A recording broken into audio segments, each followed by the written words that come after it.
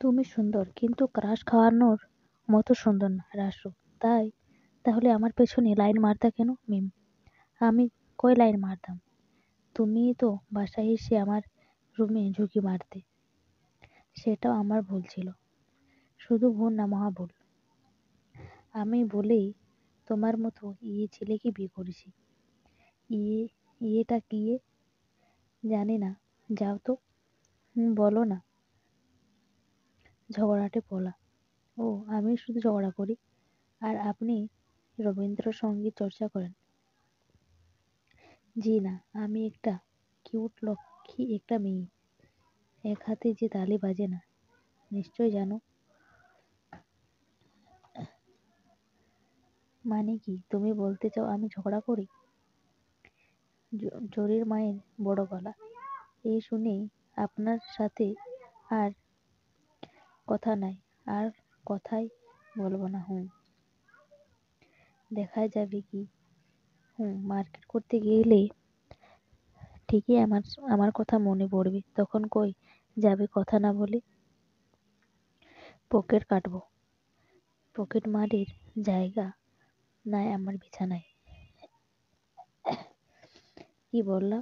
তোমার বিছানা? সারাদিন কি এত সুন্দর পরিপাট করে গুছিয়ে রাখে আমার বিছানা? হুম এই এই বাড়ির সবাই আমার, ছবি আমার, বিছানাও আমার। আমার এবারের মিম অভিমান মুখ করে কের ভারী গলায় বলল, হ্যাঁ তাই তো, সবই তো আপনার। আমি এবারে কি?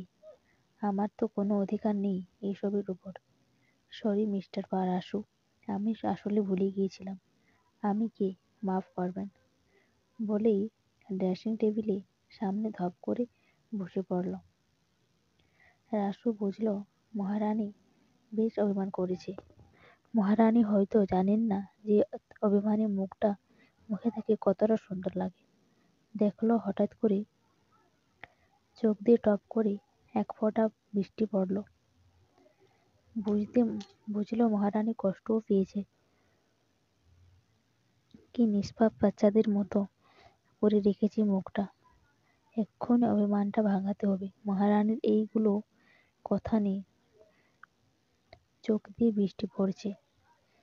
জানো বাবুই পাখি, এই যে সোনা পাখিটা। রাসু বলল, এইভাবে হবে হবে না। জান আমার ময়নাটা, শোনো। শোনো না। তোমাকে না কাঁদলে কেমন বাচ্চা বাচ্চা বাচ্চা লাগে, নিষ্পাপ লাগে। বাবুই কথা বলো।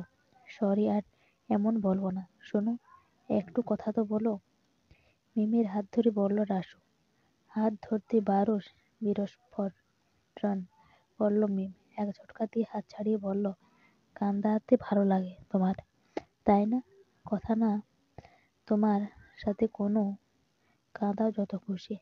এই শোনো, কোনো কেঁদো না আর। কাঁদলে তোমার এই চোখে কাজল লেপ্টে পেত্নির মতো লাগবে তোমায়। এখন তো পেত্নী লাগবে, তাই না? পুরনো হয়ে গেছি তো। ছি ছি, কি বলে আমার জান। তুমি তো আমার একমাত্র মহারানী। তোমাকে অনেক ভালোবাসি, সারা জীবন বাসবো। হুম কচু, সবই ঢং। কিছুক্ষণ পর এইসবের কিছুই খুঁজে পাওয়া যাচ্ছে না। হুম সত্যি খুব ভালোবাসি। চলো, তোমার কাজল মুছে গেছে, লাগিয়ে দেই। রাসু হাতের তালুর মধ্যে শার্টের হাতা গুছিয়ে ওর লেপ্টে যাওয়া কাজল মুছে দিয়ে নিজের হাতে কাজল লাগিয়ে দিলেও খুব ভালোভাবে দিতে পারেননি রাসু। তবুও মিমির কাছে এটাই সবচেয়ে আনন্দের বড় পাওনা। মিম আনন্দ মনে চেপে রেখে রাসুকে কঠোর গলায় বলল, কাজল লাগিয়ে দিয়েছো বলে ভেবো না আমি গলে গেছি। আমার কি হলো? কই কি হলো? আমাকে কষ্ট দেওয়ার জন্য শাস্তি পেতেই হবে আপনাকে। যথা আজ্ঞা মহারানী। আজকের রাতের খাবার বন্ধ থাকবে তোমার। কি বলো? তুমি জানো না আমার ক্ষুধার সময় না খেলে বুক ব্যথা করে? তা তো আর আমি জানি না। মিম নির্লিপ্ত স্বরে জবাব দিল, পারো। আর আর কি, এই রান্নাটাই যেন এত তালুকদারি। বেশ বেশ, তো কি মানা করেছে? তোমার তালুকদারি করতে একটা ডিম তো ভাজতে পারো না? আকমার ডেকি। দেখ, এক্ষুনি দেখাবো কি আকমার ডেকি। না লাগবে না, আমি জানি তো তুমি অনেক পারো, সব পারো। না দেখাতে হবে তো, পারি না। পারি বলেই রাসু রান্না করে একটু পর পর রান্নাঘর থেকে এটা কই ওটা কই বলে হয়রান রাসু। ডিমটা কোথায় গো? ফ্রিজে। পেঁয়াজ কুচি করা আছে ফ্রিজে। কড়াই আছে পাশে, দেখো। দেয়াশালো উপরে দেখো।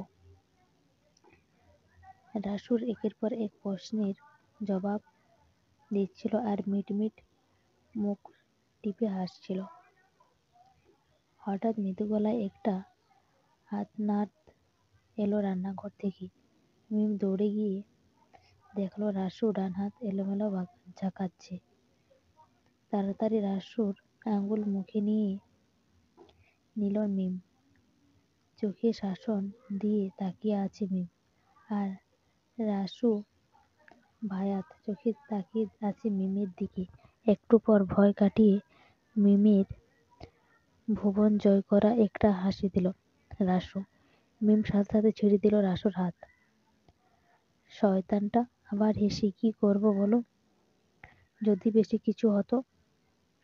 তবে কি হতো ভাবছো? কিচ্ছু হয়নি তো, চিন্তা করো না। আমি কিন্তু একদিন থেকে খুশি হচ্ছি। কি আমার কষ্টে তুমি খুশি? কারণ এখন আর অফিস থেকে ফেরার সময় ক্যারাম খেলতে পারবো না। তাড়াতাড়ি বাসায় চলে আসবো। আমার বাসায় থাকা, একা থাকতে বুঝি ভয় করে না? রাত করে আসো। থাক, তুমি খুশি তো তাতেই ভালো। আহারে বাবুটা রাগ করেছে মনে হয়। চলো ভাত খাবো চলো। যাবো না ক্ষুধা নেই। আমি বলছি চলো। যাতে যাবে, হাতে ব্যথা তো, অসুবিধা নাই।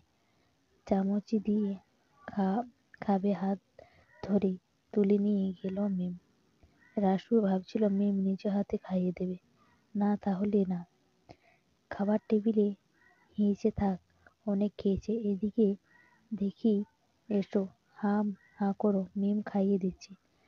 আমার থেকে একটু বেশি আদর করে নিতে এইসব করো। বুঝি তো আমি সব ক্ষতি করি, তাতে আমার কষ্ট দিয়ে তুমি এসব করবা। সরি। নাও, এবার তুমি একটু খাও। এই কি করো? জ্বলবে তো। কিচ্ছু হবে না, তুমি মিষ্টি দিয়ে দিবে তখন। বাহ, পাজি বদ দুষ্টু কোথাকার। শুধু তোমার ঢং ঢং। ভালোবাসি তো। কচু বাসো। শুধু আমিই বাসি। আমি বাসি না। দেখিনি তো কখনো।